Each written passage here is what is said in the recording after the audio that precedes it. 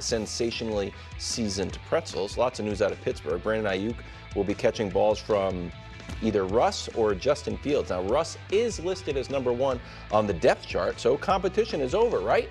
Not according to Mike Tomlin. Take a listen, Drew. Very much is a competition. What happens in stadium is weighted heavier than what happens in a practice setting because it's more game-like. Okay, Brew, does the Ayuk trade change your thoughts on the QB competition? It doesn't. I mean, I think it's the same thing I said earlier. Like, this is a litmus test for both of these quarterbacks. Do you still have it if you're Russ? Do you have it at all if you're Justin Fields? I think it's become clear, because there have been reports that Fields, has actually looked pretty good during this time where Russ has been out, but still Russ is the number 1 quarterback.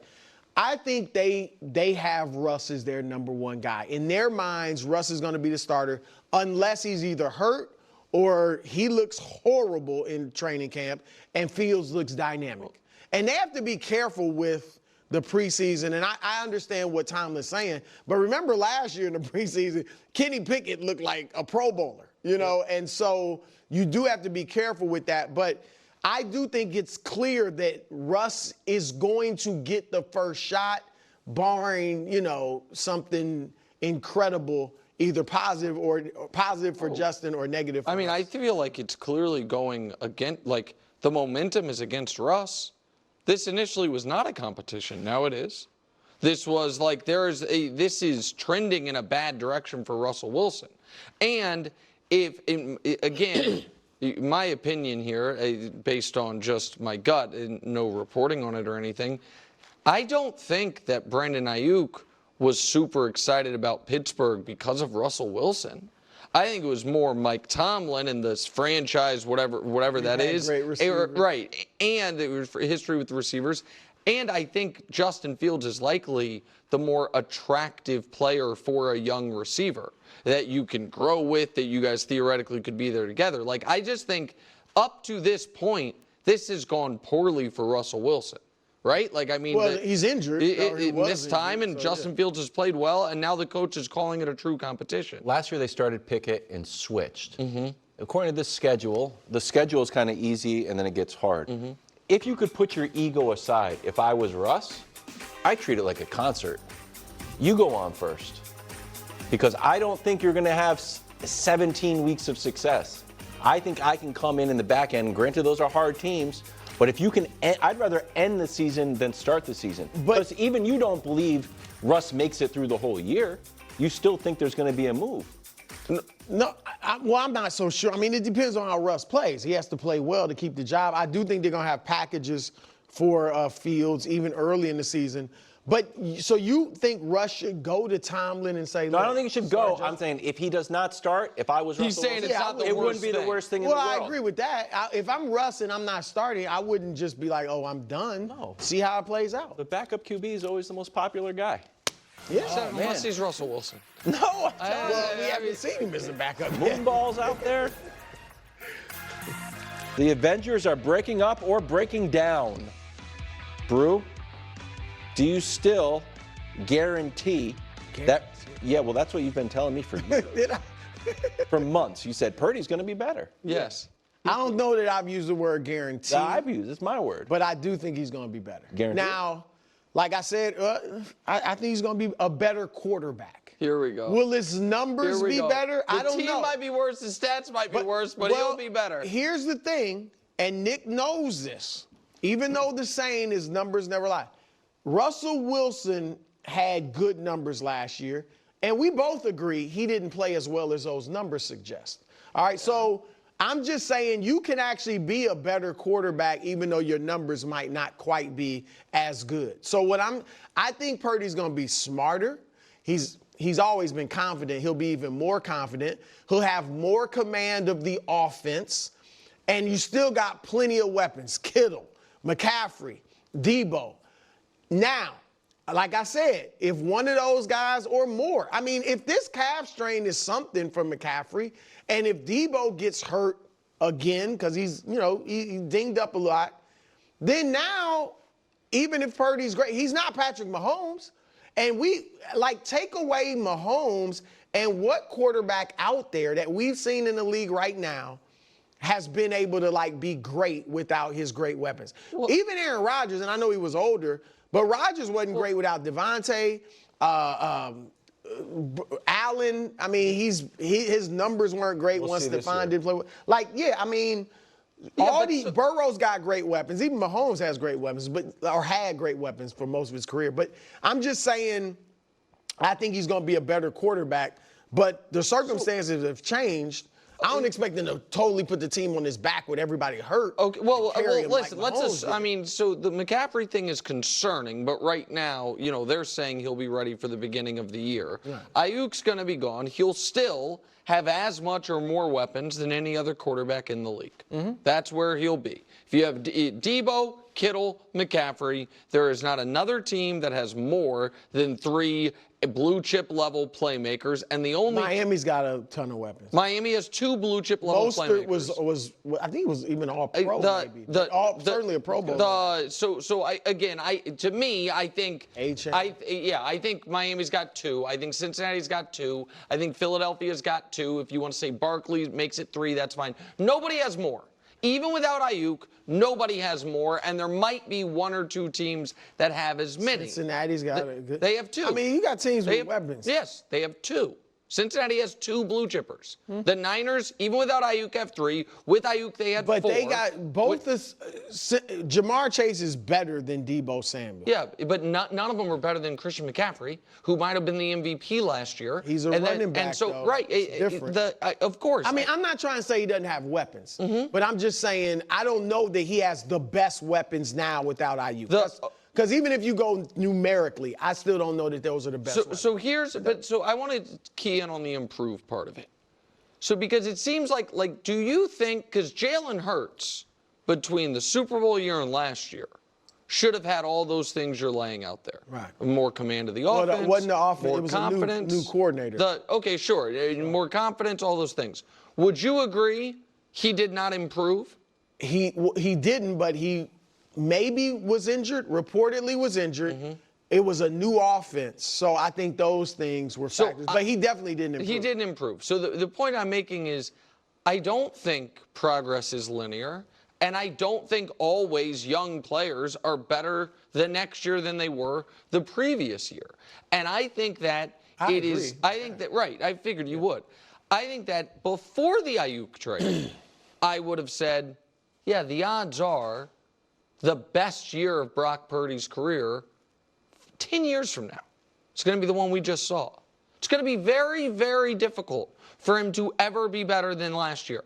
He finished, 4th in MVP, led the league in half the passing categories, all the ones Tua didn't. Yeah. His team won 14 games over the course of the year. They lost in overtime in the Super Bowl. So if they would have brought everyone back and had the same level of health, I would have said, no, he's not going to be better. Yeah, but was Mahomes a better quarterback the years after he threw 50 touchdowns? I would say yes. Yeah, but his numbers don't look like wins.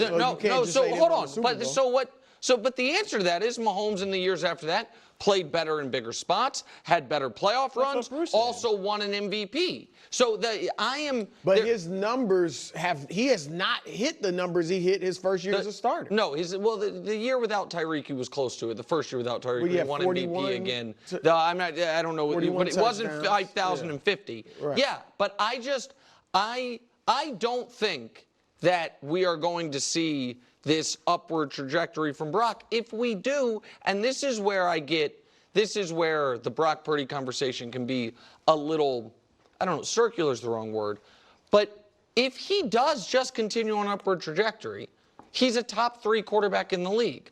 And Brew, who's as big of a supporter as anybody there is not willing to say he thinks he'll ever be a top 3 quarterback in the league. So I think there is a lot of actual agreement with me on this. If Purdy is better than he was last year, then it will be every year he's been awesome. They win a bunch of games. His stats are unbelievable. The sample size is now not tiny anymore.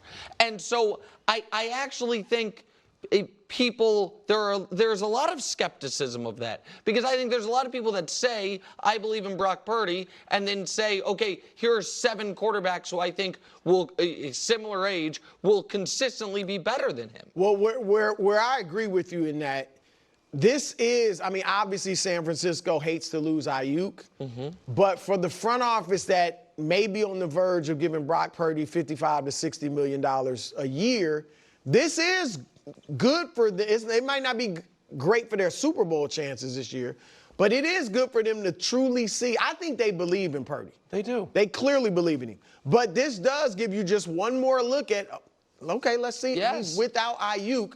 And where I disagree with you now, I'm not predicting right now he will be a top 3 quarterback. But I'm not putting that off the table.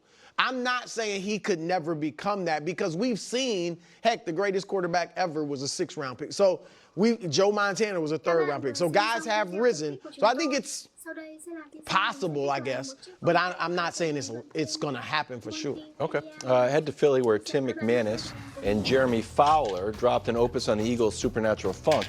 Every paragraph of this article unearths some new awkwardness between coach and quarterback. Philly is hoping Kellen Moore can right the ship. A 2024 season on the horizon, there is hope. New offensive coordinator Kellen Moore can, quote, bridge the gap between the two, as one source close to Hurts put it. Both Hurts and Sirianni made efforts to take accountability and mend fences this offseason. Most notably, this was actual news. Look at that. They shared a cart together. Yeah, but and smiling, just laughing. Smiling, not hating each other, and driving around in the same cart was enough for people to say, you know what? But like the article suggested, they can't be one-on-one. They had Big to have dog a third over party. there. Big Security's dog there in case Just in anything case. happens. Bro, under more pressure this year, Sirianni or Hurts? Look, they both are under a measure of pressure. But I think for Jalen Hurts, the pressure is kind of reestablishing yourself as a top-tier quarterback or close to that, right? Coming off that Super Bowl into last year, everybody thought he was that. Now, he still was pretty high, surprisingly high in the 100 ranking. Well, but now that we also know that when they vote, you know what I mean? Like that was just Right, early he probably in the wouldn't be that supernatural. right now. Yeah. He probably wouldn't be there right now. So, but I think for him, that's what's on the line. I think for Sirianni's job is on the line, period. I mean, they already talked about going after Bill Belichick. And if it's not Belichick, you got Mike Vrabel out there. And then there are other names, coordinators that are out there. Heck, even Kellen Moore, because Kellen Moore, not that long ago, was viewed as a future head coach in the league. And if things go well offensively, but maybe not defensively, or if they're not getting along in the building, like Sirianni is definitely on the hot seat. There is no ifs, ands, or buts about that. So I think what Brew is saying is going to be the conventional wisdom of this, and obviously Sirianni's job is on the line this year. I still think Hurts is under way more pressure for a multitude of reasons, most notably this. Sirianni is basically guaranteed another head coaching job. 3 years, 3 playoff appearances, the win-loss record, a Super Bowl appearance. You know what I mean? Barring them, unless they were to go 2-15 this year, he just has a resume that he gets a second chance almost no matter what. The quarterbacks who get their team that was in on them, invested in them, believed in them, and then sours on them, man, other than Jared Goff, that really does not go well. There is a lot of guys where it's like, oh, it's like I thought I was this, I'm not anymore. And so for Jalen, I think he has more time. I don't think there's a world where the Eagles a year from now, have moved on from Jalen Hurts, and they could for Sirianni. But Jalen Hurts is oddly more reliant on being with the Eagles than Nick Sirianni is. Nick Sirianni will end up being fired one day and will end up being a head coach somewhere else one day.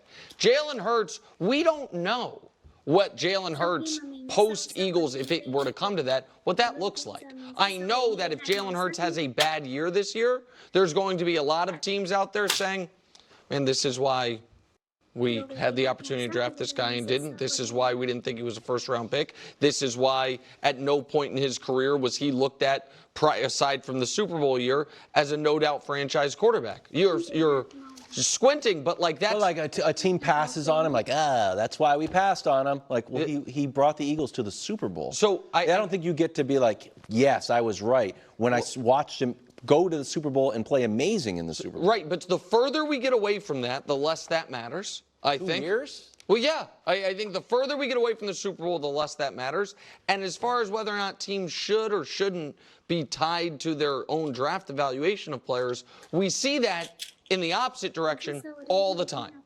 Guys who have, were a first-round pick, the team, they didn't make it past year 2. They get cut. The team picks them up. They loved him coming out of the draft. Those guys get chance after chance after chance because of teams' initial evaluation of them. And the point I'm trying to make is the quarterbacks who get the job, get the opportunity, and then the opportunity gets stripped from them, like Goff again is the example of, hey, this worked out great, and he ended up reaching arguably higher highs. But typically, that's not how it goes. I hear you on that, but Hurts would he'd still get another shot. It wouldn't be like if this year doesn't go well. And I mean, Carson Wentz got another shot. Multiple he could shots. make he could. Baker got other shots and capitalized eventually. He had several shots that he missed. Heck, Sam Darnold now has a shot. I mean, right now he's penciled in as a starter. We'll see if that continues in Minnesota. So I do think Jalen, like Sirianni, because you're right, Sirianni will get another chance, but so would Jalen if they fail. But don't you think the difference is, like, Sirianni's next chance will be as the head coach of a football team? If Jalen, like the head coach, not like, hey, come into the organization and see if you can work your way up. If he were to get fired, he will be, just like Doug Peterson was, right? He will be a head coach. If Philadelphia were to at some point move on from Jalen, he goes into a quarterback competition. Like, that's usually how that goes. That's how it went for Baker. It's how it went for Darnold. It's how it eventually became for Wentz. Those guys looked really bad and never reached the heights that Jalen Hurts had. Well, Carson did. I mean, Carson did. Not quite the heights. He was in the MVP conversation. They got rid of him, and his backup went to the Super Bowl? No, they didn't get rid of him. He got hurt. And he wasn't on the field, and then they got rid of him. He didn't lead him to the Super Bowl. No, I understand, but I think Carson Wentz is a very, very similar to Jalen, except for that Carson was obviously a higher graded player. In that Carson had 1 year that was an outlier from every other year of his career. And it was a year where the Eagles, now again, he was not on the playoff run. I understand that. But also, if we remember that playoff run, Jalen was, in the first 2 games, didn't really have to do anything.